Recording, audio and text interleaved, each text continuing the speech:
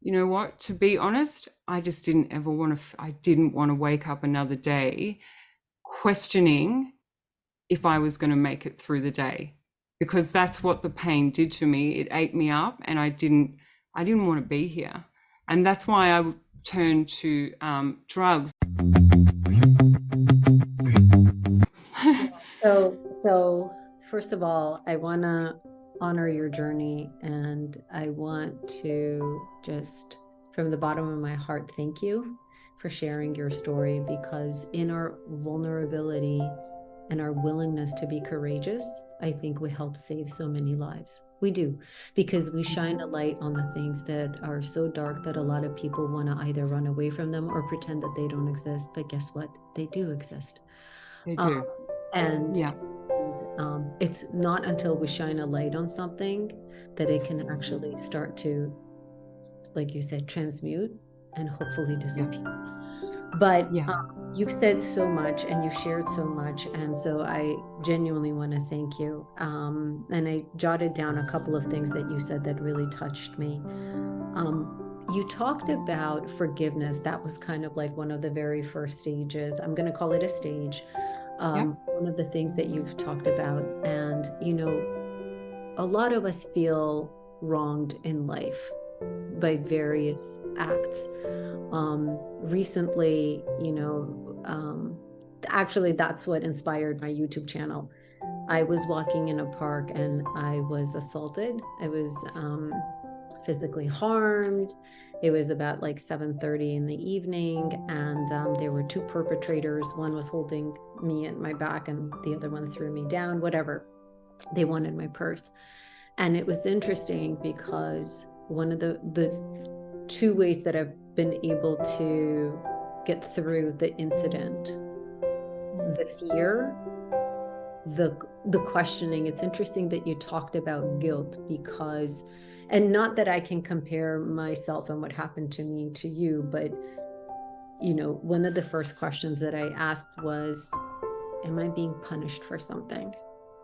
Is Yeah. God punishing me for something? Yeah. Why did this happen to me, right? Yeah. So that very much came up. The second thing, though, that came through for me was gratitude for just like being alive. I was in the emergency room and they had found a blood clot and whatever, and I didn't know if I was going to come home, when I was coming home. Like, it was a whole thing, right? Wow. And in that moment, I felt tremendous gratitude just for being alive. And I was just like, I'm going to focus on that. I'm going to focus on the fact that I'm alive and that I'm in a hospital, and that if something's wrong, they're going to take care of me. Yeah. That was the second thing. And then the third thing was forgiveness. And I chose, and you said this word, you said it's empowerment. You empowered yourself. Mm-hmm. And that's exactly what I felt in that moment. And I decided that I was going to empower myself, and I'm going to forgive what happened, not because I condone, and you spoke to this as well, not because we condone the No. act, but because we need to energetically release the Mm-hmm. anger and all that heaviness that comes Yeah. along with holding on to the incident. And Yeah. it was only after the forgiveness that I was able to somehow, not that I was physically, I would walk and I'd still feel the fear in my body. Like I would Yeah. be able to go outside without my dog or anything. And so, Yeah. but forgiveness played a huge role in my ability to just at least move on from it. So, can you Mm. share a little bit about, your journey to forgiveness? And you even talked about, you said you were 16 years old and you had the stepfather, who was not making who was making your life a living hell. And even then you were choosing to forgive and to look at it from another side through the lens of love, and to say, hey, something brought him here, right? And then with this other perpetrator and predator, you also chose to forgive. And I'm going to call these people monsters, right? And on some level, right? But you're choosing to see this through the lens of love, and you're choosing to forgive. I'm going to ask you, how did Hmm. you come to that? I feel like, we hurt ourselves when we hold on to the hurt that other people are projecting onto us.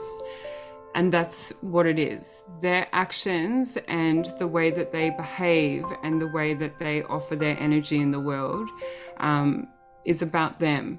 And as painful and as excruciating as it is to accept that people can be so cruel and disconnected from self, essentially that's what it is. And they've become trapped in an energetic matrix where they aren't strong enough to actually take accountability for themselves. They aren't actually even being themselves. And when you see into your own self, you can see into other people and realize the disconnection that they have. And this is what the world as we have known it has created. We have a whole heap of people that have gone so far off their own paths and natural state of being, and we have all this hurt being continuously cycled. And with that hurt is, unworthiness and self-doubt. And the only way that you can stop the suffering in your own being is to come to a place where it's not even like you accept what has happened. It's you understand that you can continue on. You know what? To be honest, I just didn't want to wake up another day questioning if I was going to make it through the day, because that's what the pain did to me. It ate me up, and I didn't want to be here. And that's why I turned to drugs as well, and was using drugs because I didn't care if I died. If I died, then that I just, I took it, that was my time. So But it's it's not. also escapism, right? Like a lot of times isn't like any form of addiction, I feel like, is also a form of escapism, because we don't maybe want to, or tell me if I'm wrong, is that we don't want to necessarily look at, deal with, and live with the pain and the torment that is inside. Was that your experience, or? Yeah, so I feel like it's not well, there's a level of, and we can view it as like escaping from that reality, and I think I referred to that before.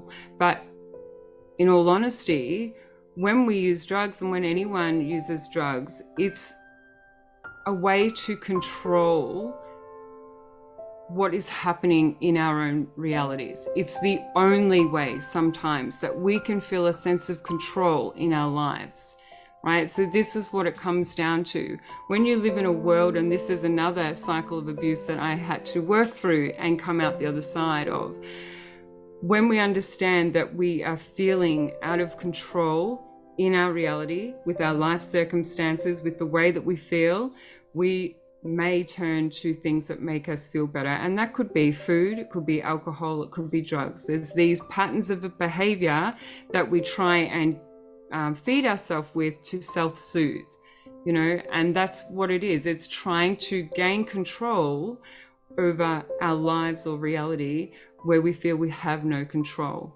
And when we realize that, we actually realize that what we do have control over is how we care for ourselves. And when we see everything as energy, we realize, and the way I was able to get myself out of the cycle of abuse with the drugs is recognizing that the energy that I was feeding into my body, and then creating with that reality by using the drugs, was a really low vibration. Therefore, I was inviting low vibrational experiences and circumstances into my life. So it became about that awareness, and also then the fear drove me, because I didn't want anything to happen again, to stop. And so then I was able to get out of that cycle with utilizing the fear, but also utilizing the love for myself and realizing that I actually could control my situation and feed myself in a way where I produced a higher vibration and stop that from happening again. And so that's how I ended up doing it. Yeah, I was going to say, well, you attract what you are, not what you want to be, not what you wish to be. You attract what you are. So that's the vibrational match that you were receiving, right? In your reality.